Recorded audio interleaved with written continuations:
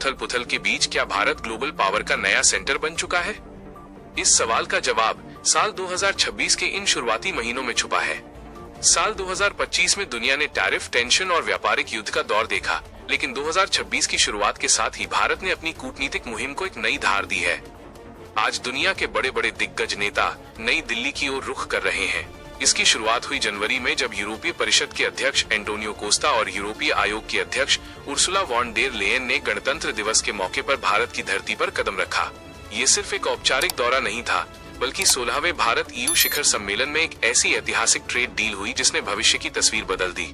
यूरोपीय संघ, जिसमें 27 देश शामिल है और जिसकी GDP करीब $22.5 ट्रिलियन है, उस बाजार तक भारत की पहुंच अब पहले से कहीं ज्यादा आसान हो गई है। अमेरिका और चीन के बाद यूरोपीय संघ दुनिया की तीसरी सबसे बड़ी अर्थव्यवस्था है और भारत ने इस फ्री ट्रेड डील FTA के जरिए अपने उत्पादों और सेवाओं के लिए एक बहुत बड़ा रास्ता खोल दिया है। लेकिन ये तो बस शुरुआत थी, असली हलचल तो अभी बाकी थी। इसी कड़ी में एक और बड़ी तस्वीर सामने आई है फ्रांस के राष्ट्रपति इमैनुअल मैक्रों के रूप में। मैक्रों 3 दिन की भारत यात्रा पर मुंबई पहुंचे हैं और यह उनका चौथा भारत दौरा है, जो भारत और फ्रांस की अटूट रणनीतिक साझेदारी का सबूत है। फरवरी 2025 में जब प्रधानमंत्री नरेंद्र मोदी पेरिस गए थे, तब जो नींव रखी गई थी उस पर अब मजबूत इमारत खड़ी होने जा रही है। इस दौरे पर सबसे बड़ा आकर्षण राफेल डील है। चर्चा है कि भारत और फ्रांस के बीच 114 राफेल लड़ाकू विमानों की मेगा डील पर हस्ताक्षर हो सकते हैं।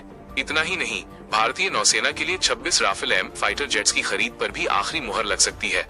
मैक्रो का दौरा सिर्फ रक्षा सौदों तक ही सीमित नहीं है, बल्कि वो नई दिल्ली में ग्लोबल AI इम्पैक्ट समिट 2026 में भी शामिल होंगे। Semiconductor, cyber security, digital infrastructure और स्पेस, इन तमाम क्षेत्रों में भारत और फ्रांस अब कंधे से कंधा मिलाकर चलने वाले हैं। भारत की कूटनीतिक उड़ान सिर्फ यूरोप तक सीमित नहीं है। यूरोप के साथ ट्रेड डील के तुरंत बाद भारत और अमेरिका के बीच भी एक बड़ा trade deal framework agreement sign हो गया है।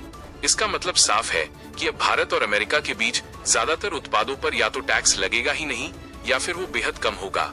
इससे पहले दिसंबर में रूसी राष्ट्रपति व्लादिमीर पुतिन भी भारत आकर अपनी दोस्ती पक्की कर चुके हैं। यानी भारत एक तरफ पश्चिम के साथ हाथ मिला रहा है, तो दूसरी तरफ अपने पुराने दोस्तों को भी साथ लेकर चल रहा है।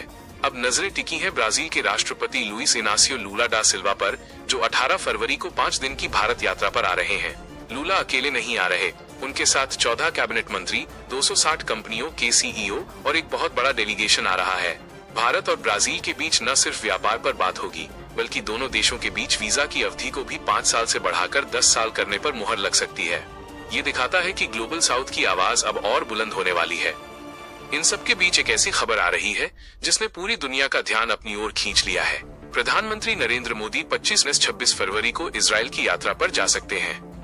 खुद इजरायली प्रधानमंत्री बेंजामिन नेतन्याहू ने इसके संकेत दिए हैं। इजराइल की संसद नेसेट में प्रधानमंत्री मोदी के भाषण की तैयारियां शुरू हो चुकी हैं। नेतन्याहू ने बड़े गर्व से कहा कि भारत कोई छोटा देश नहीं, 140 करोड़ की ताकत रखता है। साल 2017 के बाद प्रधानमंत्री मोदी का यह दूसरा इजराइल दौरा होगा। यह दौरा ऐसे वक्त में हो रहा है जब मध्य पूर्व, मिडिल ईस्ट के हालात बेहद नाजुक हैं। भारत की यह सक्रियता और दुनिया के बड़े नेताओं का दिल्ली में जमावड़ा इस बात की तस्दीक देता है कि अब वैश्विक राजनीति के मंच पर भारत सिर्फ एक दर्शक नहीं, बल्कि एक बड़ा खिलाड़ी है, जो अपनी शर्तों पर व्यापार भी कर रहा है और अपनी कूटनीति से दुनिया को शांति का रास्ता भी दिखा रहा है।